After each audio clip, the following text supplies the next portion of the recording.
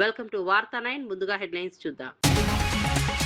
వారణాసిలో భారీ అభివృద్ధి పనులకు శ్రీకారం చుట్టిన మోదీ. కాశీ విశ్వనాథ ఆలయంలో ప్రత్యేక పూజలు నిర్వహించిన ప్రధాని. వేల కోట్ల ప్రాజెక్టులతో ప్రాంతీయ అభివృద్ధికి ఊతం.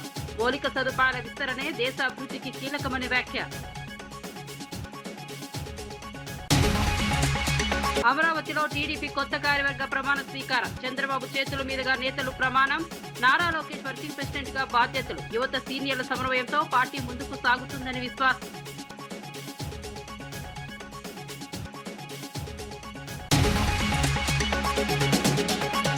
రేవంత్ వైఖరిపై ఘాటు విమర్శలు చేసిన కేటీఆర్. ఎన్నికల ముందు తర్వాత మాటలు మారాయని ఆరోపణ. హామీలు నెరవేర్చలేదని ప్రభుత్వంపై తీవ్ర అసంతృప్తి. అధికార ప్రతిపక్షాల మధ్య మాటల యుద్ధం.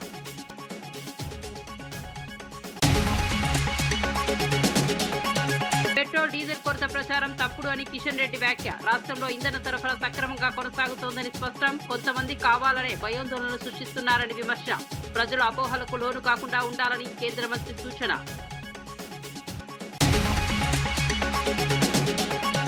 విశాఖ రైల్వే జోన్ పై కేకే రాజు కీలక వ్యాఖ్యలు. కేకే లైన్ లేక జోన్ కు పూర్తి ప్రయోజనం లేదని అభిప్రాయం. లాభదాయక సెక్టార్లు విశాఖకు రాలేదని విమర్శలు. ఉత్తరాంధ్ర ప్రయోజనాలపై ప్రభుత్వం దృష్టి పెట్టాలని సూచన. అమరావతిలో టీడీపీ నూతన కార్యవర్గ ప్రమాణ స్వీకార కార్యక్రమం ఘనంగా జరిగింది. CM Chandrababu Naidu, polit bureau, జాతీయ రాష్ట్ర కమిటీలకు ప్రమాణం చేయించారు. Nara Lokesh party working president గా బాధ్యతలు స్వీకరించారు. పాత కొత్త నాయకుల సమన్వయంతో కమిటీలను ఏర్పాటు చేసినట్టు తెలిపారు. పార్టీ చరిత్రలో తొలిసారిగా మండల క్లస్టర్ స్థాయి నాయకులకు కూడా ప్రాధాన్యమిచ్చారు. సోషల్ మీడియాలో యాక్టివ్ గా పనిచేసిన వారికి అవకాశాలు కల్పించారు. సీనియర్ల అనుభవం, యువత దూకుడుతో పార్టీ ముందుకు సాగుతుందని నేతలు పేర్కొన్నారు. పాలిట్ బ్యూరో మెంబర్గా చేయగలిగాం. ఈరోజు మా రామ్మోహన్ నాయుడు గారు కేంద్ర మంత్రి కార్యకర్త స్థానంలో కూర్చుంటే ఆ కార్యకర్త పాలిట్ బ్యూరో స్థానంలో కూర్చున్నారు. అది తెలుగుదేశం పార్టీ విశిష్టత. దేశంలో వేరే పార్టీలో సాధ్యం కాదు.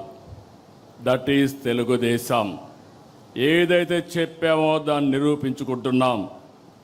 పార్టీ ఆవిర్భావం నాడు ఎంత ఫ్రెష్ లుక్ ఉందో అది 40 ఏళ్ళు వచ్చినా అదే ఫ్రెష్ లుక్ ఇప్పుడు కూడా కనిపిస్తుంది. దేశంలో తెలుగుదేశం పార్టీ ముందు పుట్టిన పార్టీలు ఉన్నాయి, తర్వాత పుట్టిన పార్టీలు ఉన్నాయి. అయితే ఇంత పటిష్టమైన నిర్మాణం, బలమైన క్యాడర్ కలిగిన ఏకైక పార్టీ తెలుగుదేశం పార్టీ. వేరే పార్టీ లేదు. తెలంగాణలో 10వ తరగతి పరీక్షా ఫలితాలు విడుదలయ్యాయి. ఈ ఏడాది మొత్తం 95.15% ఉత్తీర్ణత నమోదైంది. మొత్తం 5,26,166 మంది విద్యార్థులు పరీక్షలకు హాజరు కాగా 4,97,312 మంది ఉత్తీర్ణులైనారు. ఫలితాల్లో అమ్మాయిలు మరోసారి ఆధిక్యం సాధించారు. అమ్మాయిలు ఉత్తీర్ణత శాతం 96.26గా ఉండగా అబ్బాయిలది 94.07% నమోదైంది. విద్యార్థులు ఆనందం వ్యక్తం చేస్తున్నారు. ప్రభుత్వం విద్యా ప్రమాణాలు మెరుగుపడుతున్నాయని పేర్కొంది. ఉపాధ్యాయులు, తల్లిదండ్రుల సహకారం వల్లే ఈ ఫలితాలు సాధ్యమయ్యాయని అధికారులు తెలిపారు. భవిష్యత్తు లక్ష్యాల కోసం విద్యార్థులు కృషి చేయాలని సూచించారు. 5 students have passed. Last year it was 92.78 and this year 95.15 పిల్లలు పాస్ అయ్యారు.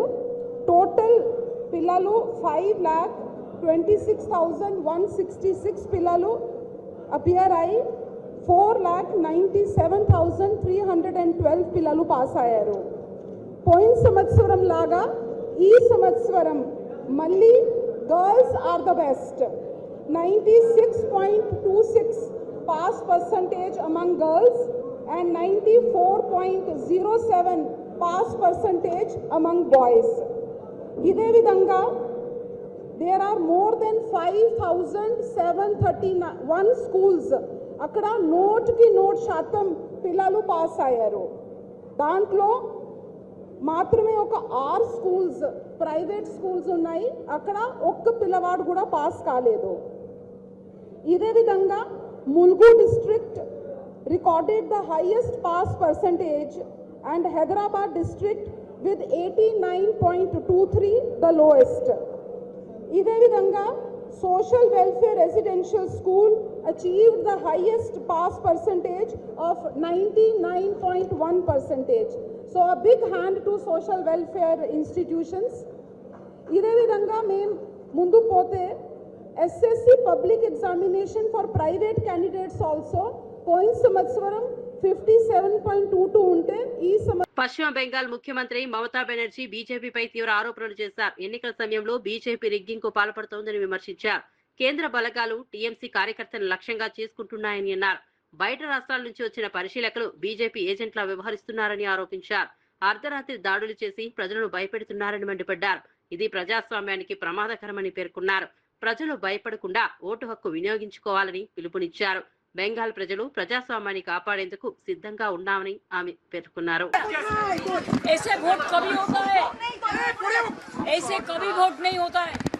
शांति से होता है, लोकतंत्र डेमोक्रेसी का होता है, लेकिन ये तो लोकतंत्र पूरा बारोटा बजा दिया, पूरा इसको एट्रोसिटीज कर दिया. Intention is very clear that BJP wants that forcefully to rig the election. But our workers and people are ready to die, but they will not become ready. দেখুন আমি চাই, আমাদের দলও চায়, আমি এখনো যে চেয়ারে আছি আমার দলের চেয়ারেও আছি, আমি chairman of all India Trinamool Congress বলছি, আমরা চাই ভোটটা শান্তিতে হোক, মানুষের অধিকার প্রয়োগ করতে দেওয়া হোক, কিন্তু বিশেষ করে কতগুলো অবজারভার নিয়ে আসা হয়েছে বিভিন্ন জায়গা থেকে এবং অনেক police officer. Visakha railway zone అంశంపై వైఎస్ఆర్సీపీ నేత కేకే రాజు కీలక వ్యాఖ్యలు చేశారు. కేకే లైన్ తో కూడిన రైల్వే జోన్ మాత్రమే ఉత్తరాంధ్రకు నిజమైన ప్రయోజనం కలిగిస్తోందని అన్నారు. కానీ ఆ అంశాన్ని పరిగణలోనికి తీసుకోకుండా జోన్ ప్రకటించారని విమర్శించారు. ఆర్థికంగా లాభదాయకమైన సెక్టార్లు విశాఖ జోన్ కు రాలేదని ఆవేదన వ్యక్తం చేశారు. దీంతో ప్రాంతానికి పూర్తి ప్రయోజనం దక్కదని అన్నారు. గతంలో నుంచి ఈ అంశంపై పోరాటం చేస్తున్నామని తెలిపారు. రాష్ట్ర ప్రయోజనాలపై ప్రభుత్వం మరింత దృష్టి పెట్టాలని సూచించారు. జోన్ కాకుండా పక్క జోన్లు కేటాయించి ఈ రోజు ప్రధాన ఆదాయ వనరుగా ఉన్నటువంటి కేకే లైన్ లేకుండా ఈ రోజు మనకు విశాఖపట్నానికి రైల్వే జోన్ ఇవ్వడం జరిగింది. దానివల్ల ఎలాంటి ప్రయోజనం లేదు. కానీ ఈ 40 సంవత్సరాల ఇండస్ట్రీకి అవేమీ కూడా పట్టలేదు. ఏది ఏమైనా ఈరోజు విశాఖపట్నంలో మూలపాడు పోర్టు కానీ, ఉత్తరాంధ్ర ప్రాంతంలో మూలపాడు పోర్టు కానీ, భోగాపురం ఎయిర్పోర్టు కానీ, ఈరోజు గూగుల్ డేటా సెంటర్ సంబంధించి అదాని ఆధ్వర్యంలో గూగుల్ డేటా సెంటర్ నిర్మాణం ఏదైతే జరుగుతుందో ఇవన్నింటినీ కూడా తీసుకొచ్చింది 100% వైఎస్ఆర్ కాంగ్రెస్ పార్టీ ప్రభుత్వం. ఆనాటి ముఖ్యమంత్రులు వైఎస్ జగన్మోహన్ రెడ్డి గారు మాత్రమే అనే దానికి ఇవన్నీ కూడా సాక్ష్యాలు. ఈరోజు జగన్మోహన్ రెడ్డి గారు సింగపూర్ ప్రభుత్వానికి సబ్సీ కేబుల్ తీసుకురావాలి, 3900 కిలోమీటర్లు సుదీర్ఘంగా సబ్సీ కేబుల్ తీసుకొస్తే దానివల్ల మాత్రమే డేటా సెంటర్స్ వస్తాయని దానికి ఆద్యుడు బీజం వేసింది, విత్తనం నాటింది.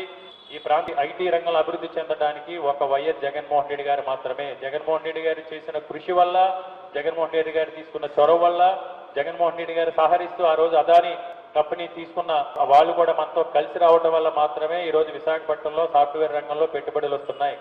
సంతోషం, కానీ ఆ పెట్టుబడులు కొనసాగించండి. తెలంగాణ పట్ల కేంద్ర ప్రభుత్వం వివక్ష చూపుతోందని మంత్రి పొంగులేటి శ్రీనివాసరెడ్డి ఆరోపించారు.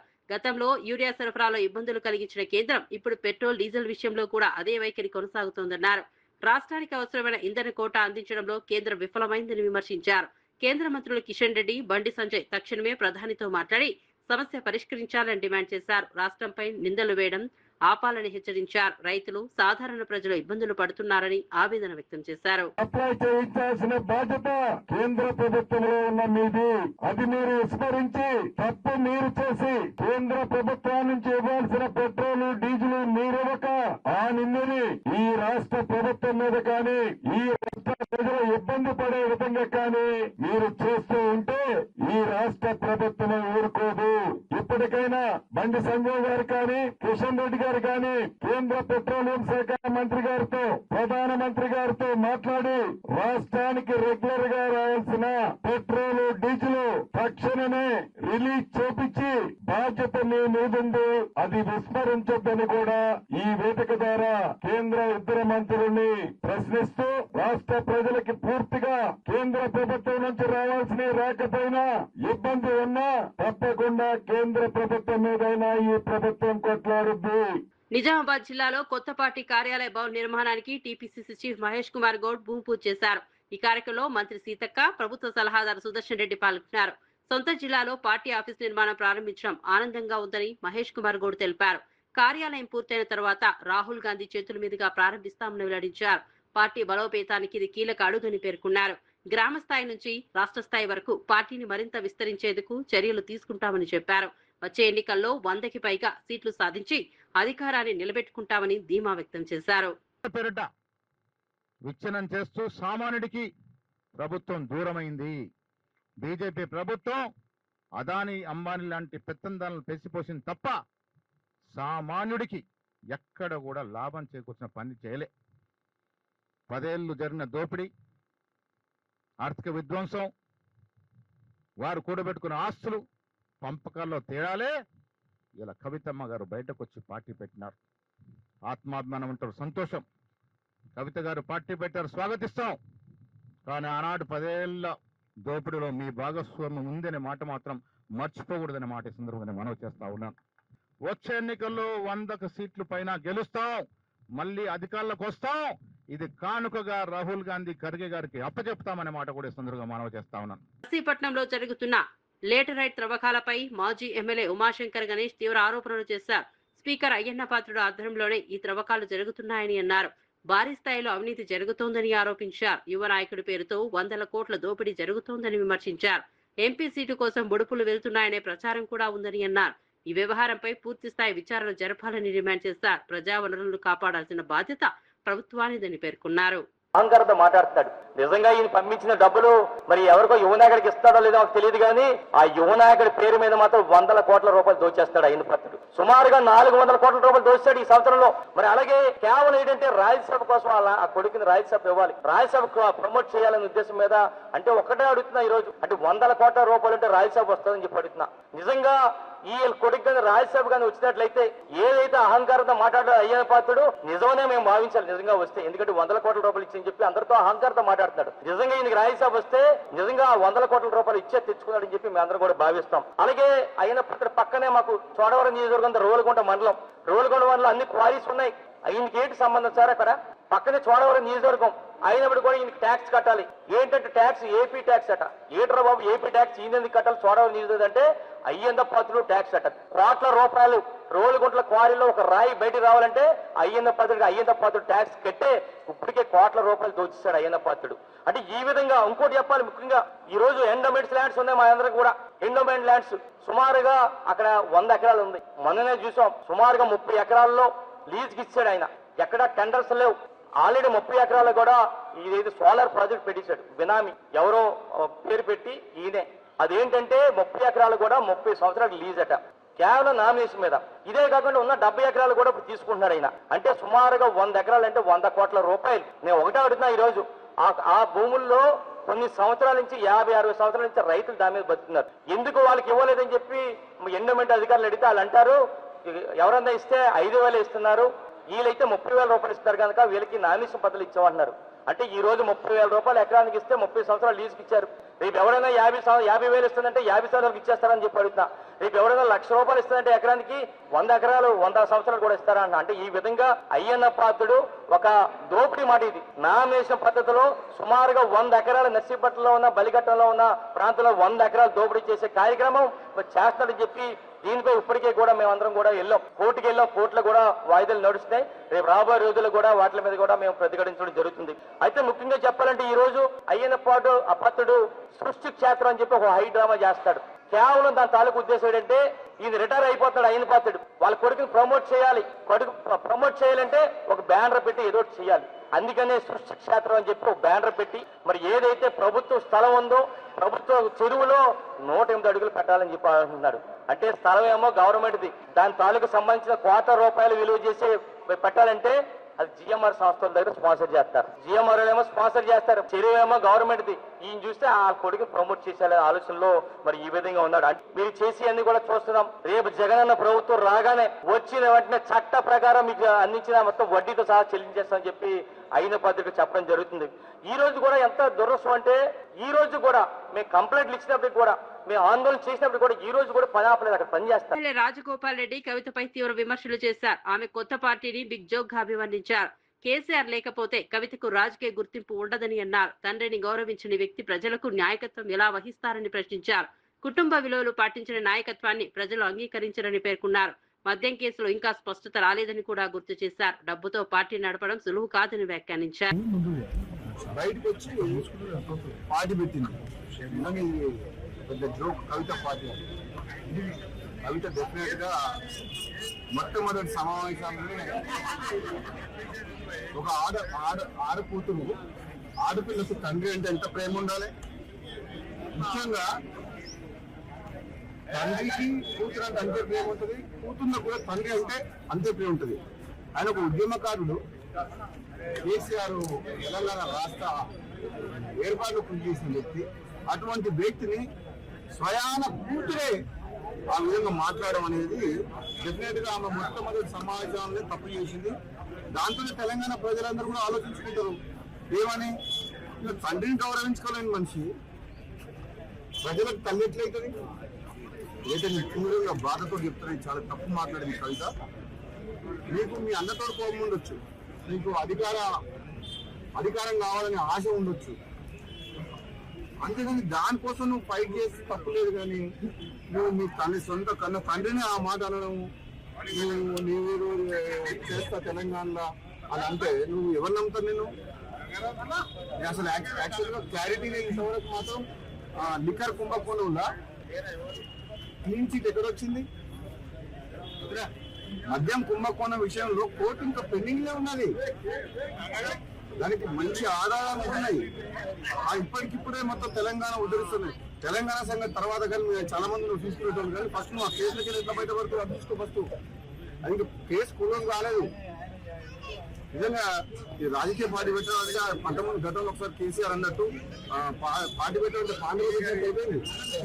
ఇక్కడ పైసలు ఉన్నాయని చెప్పి కొంతమందిని తీసుకుపోయి ఒక ఫంక్షన్ హాల్ తీసుకొని నీకు సోషల్ మీడియాలో చేసుకొని పార్టీ డిక్లేర్ చేసి పడేసింది. అది కూడా పైపోయి తెలంగాణ రాష్ట్ర సేన టీఆర్ఎస్ అంట.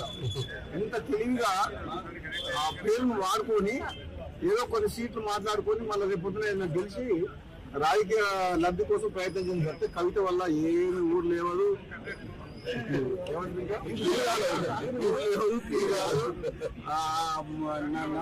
వరకైతే ఆమె స్వయంగా కూడా గెలవదు. ఆమె పార్టీ సంఘం వదిలిపెట్టు, సొంతంగా ఆమె పోటీ చేసిన నియోజకవర్గంలో కూడా డిపాజిట్ కూడా రాదు కవితకు. ఎందుకంటే మర్యాద పోగొట్టుకుంది.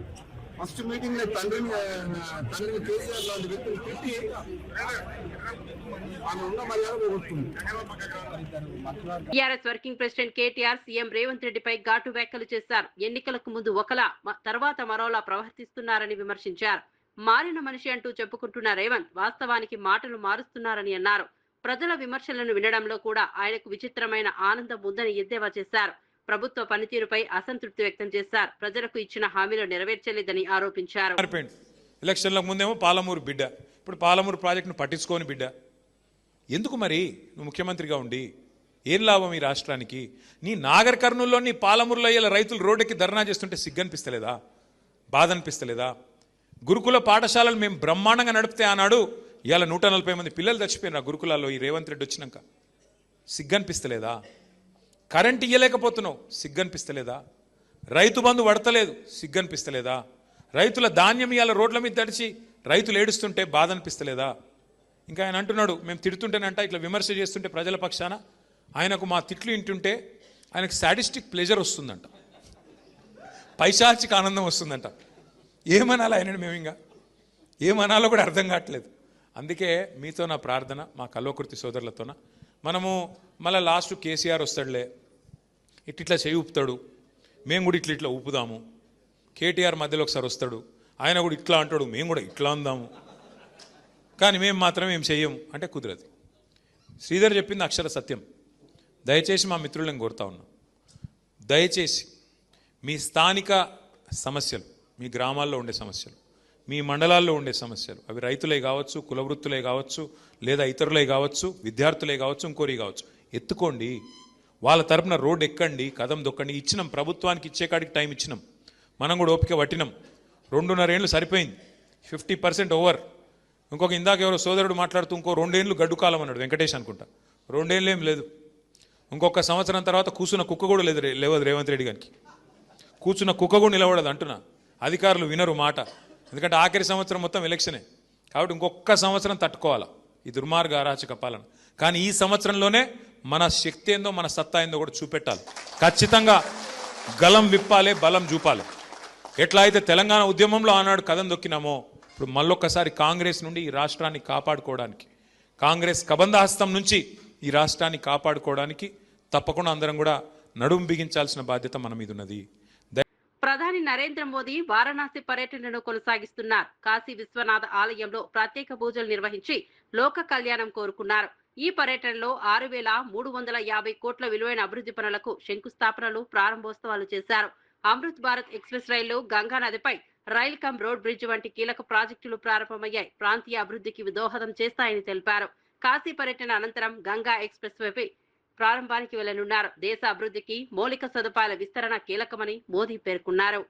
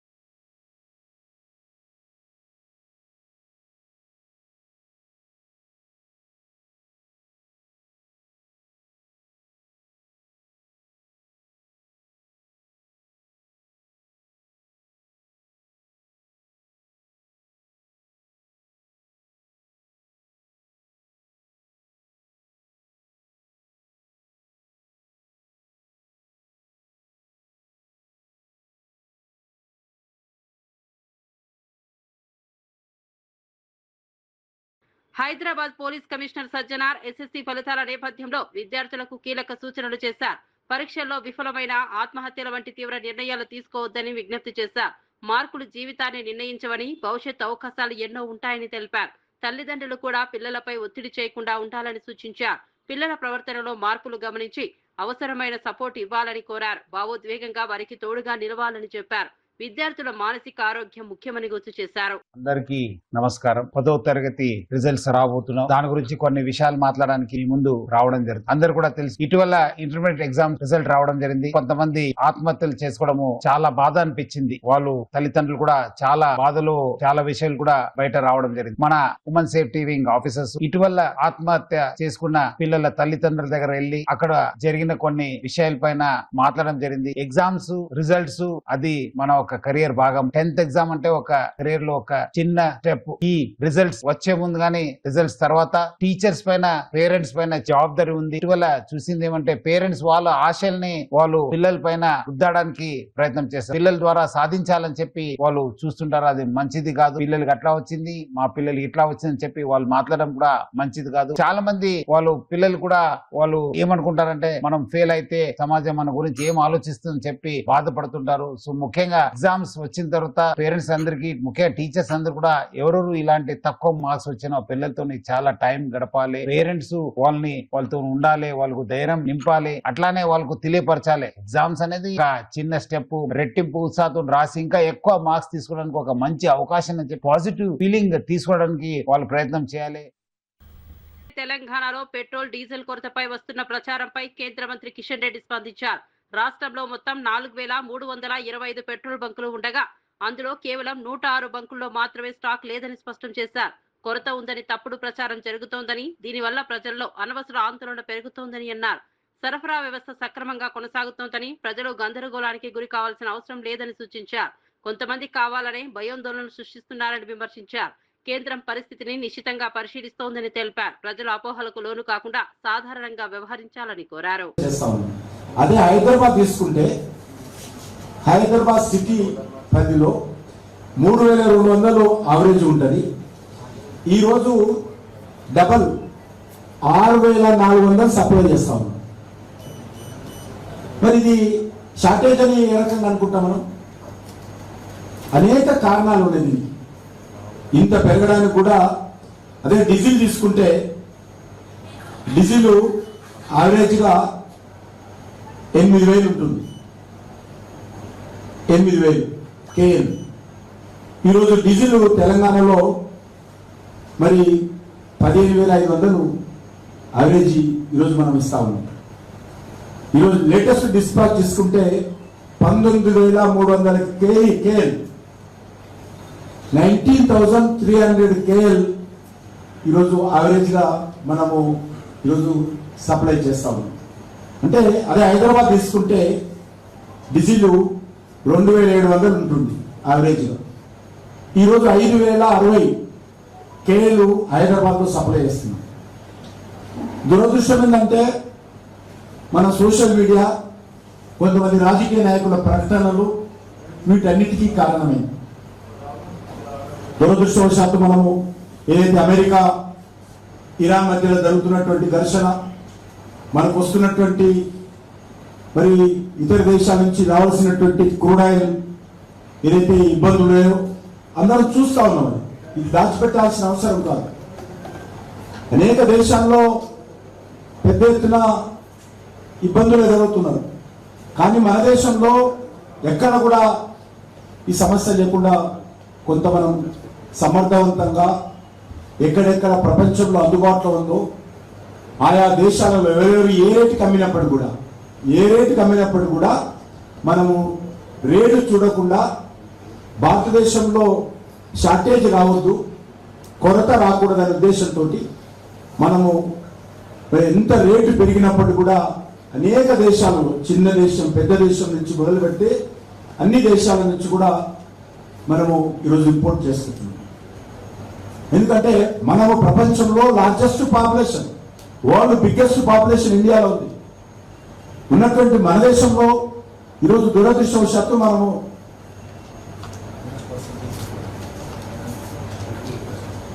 88% మనం ఇతర దేశాల మీద ఆధారపడి ఈరోజు పెట్రోల్ ఉత్పత్తులు సరఫరా చేస్తున్నాం.